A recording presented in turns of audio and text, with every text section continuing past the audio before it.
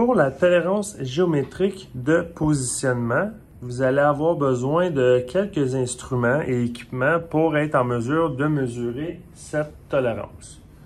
En fait, pour commencer, on a besoin de la pièce en question et du plan. On va regarder le plan tout à l'heure. Pour inspecter ça, on va avoir besoin d'une équerre de montage. On va avoir besoin de jauge télescopique avec micromètre.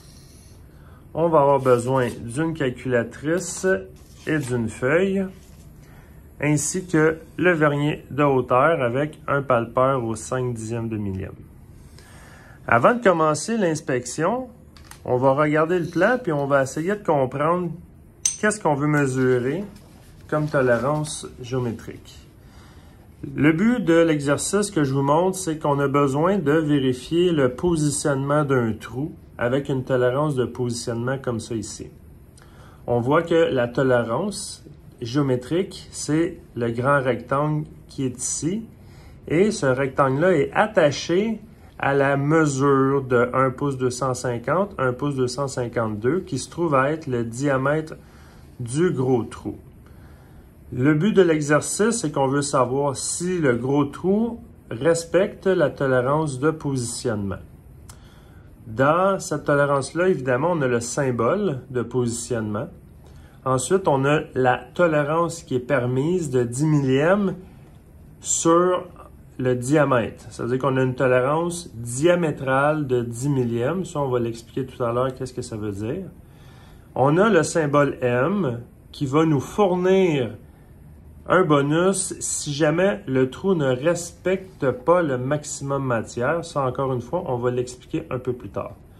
Et on a évidemment les surfaces de référence A, B et C. Je les ai mis en bleu. On a la référence A qui est le dessous de la pièce. On a la référence B qui est ici, la surface en haut. Et on a la référence C qui est la surface de gauche. Pour plus de clarté, j'ai identifié mes surfaces de référence avec un crayon feutre, le A, le B et le C. Quand vous identifiez les surfaces de référence comme ça peut vous aider à ne pas vous tromper parce qu'il faut vraiment placer les bonnes surfaces de référence soit sur l'équerre ou sur le marbre. J'ai mis ma pièce à côté comme ça et je les ai tout simplement identifiées selon mon plan. Quand on a une tolérance de positionnement, on va toujours avoir des mesures qui sont encadrées.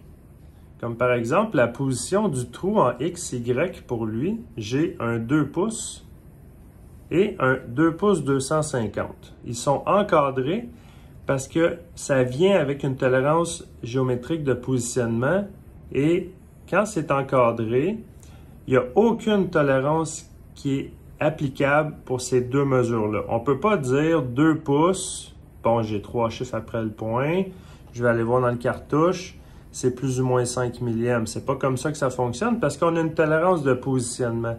C'est elle qui va nous dicter la tolérance de la position de mon trou.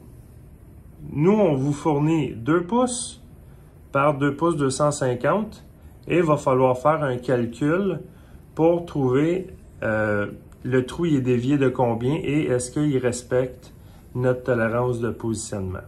Alors, très important, les deux cotes qui sont encadrés viennent toujours avec une tolérance de positionnement, mais ces deux cotes-là, on ne peut pas appliquer de tolérance dessus.